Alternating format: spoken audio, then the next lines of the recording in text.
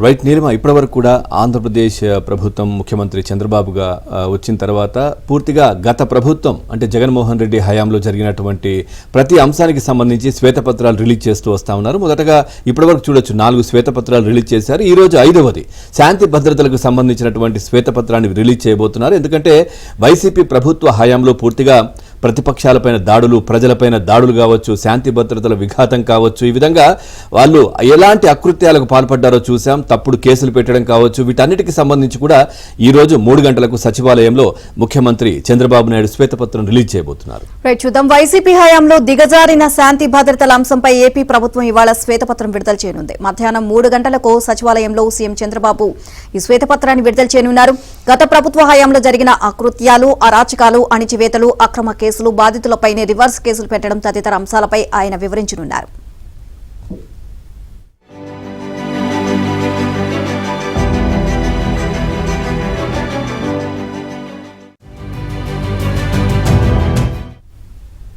జగన్ హయాంలో ఐపీఎస్ల నుంచి సిఐలు, ఎస్ఐల దాకా అత్యధికులు అమలు చేసింది వైసీపీ చట్టమే.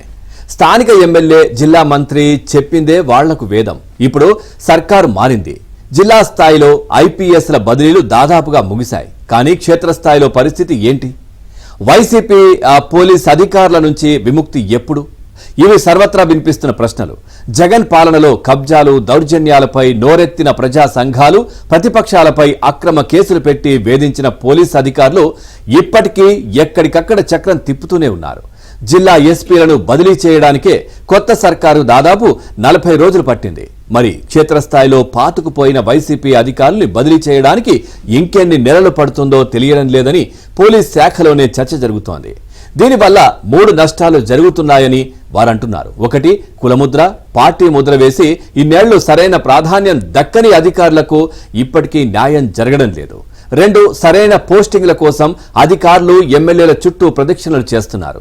3, ఇప్పుడు కాకపోతే మరో నెలకో 2 నెలలకో బదిలీ చేయక మానరనే ఉద్దేశంతో వైసీపీ పోలీస్ అధికారులు శాంతి భద్రతలను గాలికి వదిలేస్తున్నారు.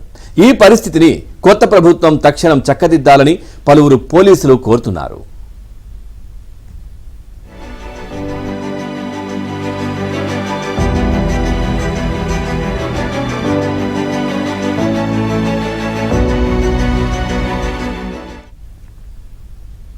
ఇక వైసీపీ హయాంలో కొందరు కీలక నేతలు, మంత్రులు తమ నియోజకవర్గాల్లో తమ సొంత మనుషులను ఎస్ఐలు, సిఐలుగా నియమించుకున్నారు. మరికొందరు అధికారులు మాకు మంచి పోస్టింగ్ ఇస్తే చాలు, మీరు చెప్పినట్లు వింటామంటూ వైసీపీ విధేయులుగా మారిపోయారు. ఇలాంటి అధికారులకు 5 ఏళ్ల పాటు చట్టం పట్టలేదు. పొలిటికల్ బాసులు చెప్పినట్లల్లా నడుచుకున్నారు. ఈ క్రమంలో బాధితులపైనే కేసులు పెట్టారు. టీడీపీ సానుభూతి పరులు ఇచ్చిన ఫిర్యాదులను బుట్టదాఖలు చేస్తూ వచ్చారు. ఫిర్యాదు చేసేందుకు వెళితే కొట్టడం, బూతులు తిట్టడం శరమామూలే. ఇప్పుడు ప్రభుత్వం మారి నెల రోజులు దాటినా పోలీస్ స్టేషన్లో అదే అధికారులు కొనసాగుతున్నారు. గత సర్కార్లో అడ్డగోలు పనులు చేసిన పలువురు స్టేషన్ హౌస్ ఆఫీసర్లు ఇప్పుడు విధి నిర్వహణను గాలికి వదిలేశారు. ఎలాగో మాకు లూప్ లైన్ తప్పదు, తర్వాత వచ్చేవాళ్లు చూసుకుంటారులే అంటూ శాంతి భద్రతలను పట్టించుకోవడం మానేశారు. ఓవరాల్ గా ఇదే అంశానికి సంబంధించి మరింత సమాచారాన్ని కరెస్పాండెంట్ పూర్ణ అడిగి తెలుసుకుందాం. పూర్ణ, మొత్తం శాంతి భద్రతలకు సంబంధించి ఈ రోజు చంద్రబాబు నాయుడు శ్వేతపత్రాన్ని విడుదల చేయనున్నారు. ఓవరాల్ గా అప్డేట్స్ ఏంటి? ఏదైతే వైసీపీ సర్కారులో టీడీపీ నాయకులను ఇబ్బంది పెట్టిన కింది స్థాయి అధికారులు కూడా మార్చకపోవడం పట్ల మొత్తం కూడా అటు టీడీపీ శ్రేణులతో పాటు ప్రజల్లో కూడా ఒక ఆందోళనకరమైన భావన ఏర్పడిందని చెప్పుకోవచ్చు.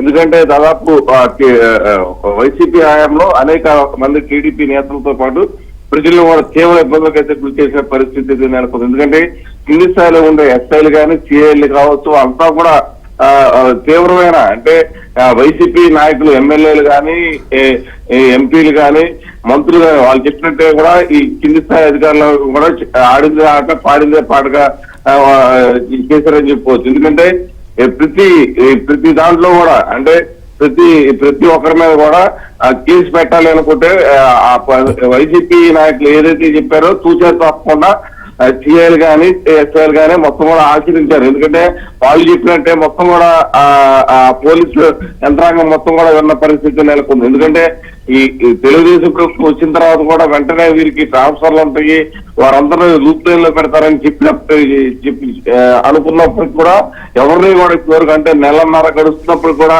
ఈ కింది స్థాయి అధికారులను ఎక్కడ కూడా మార్పులు చేర్పులు చేయకపోవడం పట్ల వాళ్ళలో ఒక అభద్రతాభావం టీడీపీ శ్రేణుల్లో ఏర్పడిందని అనుకోవచ్చు. ఎందుకంటే ప్రధానంగా చూస్తే కనుక టీడీపీ శ్రేణులు ఇంతగా ఇబ్బంది పెట్టిన పోలీసు అధికారులు ఇంకా స్టేషన్స్ లోనే అంటకాగుతున్నారన్న విమర్శ ప్రధానంగా వినిపిస్తుందని చెప్పుకోవచ్చు. ఎందుకంటే ప్రధానంగా చూస్తే కనుక వైసీపీ ప్రభుత్వంలో ఎవరైతే అంటే టీడీపీ నాయకులను టార్గెట్ గా చేసుకుని అందరి మీద కూడా కేసులు పెట్టి ఈ వేధింపులు గురి చేసేవారు తిరిగి మళ్ళీ ఈ టీడీపీ పార్టీ అధికారంలోకి వచ్చిన తర్వాత కూడా అదే పోస్టింగ్ లో ఉండాలని చెప్పి అటు ఎమ్మెల్యేల దగ్గర పేరేవాళ్ళు చేస్తున్న పరిస్థితి ఇప్పుడు ప్రస్తుతం కనిపిస్తుంది. మరోవైపు వీళ్ళంతా కూడా లూప్ లైన్ లోకి వెళ్ళిపోతారన్న భావంతో కొంతమంది పోలీసులు ఎవరైతే సిఐలు కావచ్చు, ఎస్ఐలు కావచ్చు, వీరంతా కూడా లూప్ లైన్ లో కంపల్సరీగా వెళ్తామన్న భావంతో ఉన్నారు. వాళ్ళంతా కూడా ఎక్కడ కూడా అంటే విధులు సక్రమంగా ఎక్కడ కూడా నిర్వహించలేదు. శాంతి భద్రతలో మొత్తంగా గాలి కుదిలేశారు. అటు ట్రాఫిక్ తో పాటు అన్నింటినీ కూడా ఎక్కడెక్కడ వారు నిర్లక్ష్యంగా చూపుతున్నారు. ఎందుకంటే వీళ్ళ మీద ఉన్నతాధికారులు కూడా చర్యలు తీసుకున్న దాఖలాలు ఎక్కడ కూడా కనపడుతున్నా. ఎందుకంటే అటు విజయవాడ నగరంలో చూస్తే కనుక అటు ట్రాఫిక్ తో పాటు ఎందుకంటే వాళ్ళంతా కూడా ఇదివరకు వైసీపీతో అంటకాగిన వారిని లూప్ లైన్ లో పెట్టే అవకాశం ఉన్న నేపథ్యంలో వాళ్ళంతా కూడా ఇంకా ఆ మార్పు అనేది వాళ్ళలో రాలేదు. వీటన్నిటి మీద కూడా టీడీపీ నాయకులు వెంటనే చర్యలు తీసుకోవాలి. వీళ్ళ మీద కూడా ఒక ప్రత్యేకమైన దృష్టి సారించి వీరిని వెంటనే ట్రాన్స్ఫర్ చేయాల్సిన ఆవశ్యకత ఉందని చెప్పి కూడా అటు టీడీపీ క్యాడర్ అయితే భావిస్తుంది. అయితే దీని మీద టీడీపీ అధినేత చంద్రబాబు వెంటనే ఒక నిర్ణయం తీసుకోవాలని చెప్పి కూడా టీడీపీ శ్రేణులు ఎదురుతూ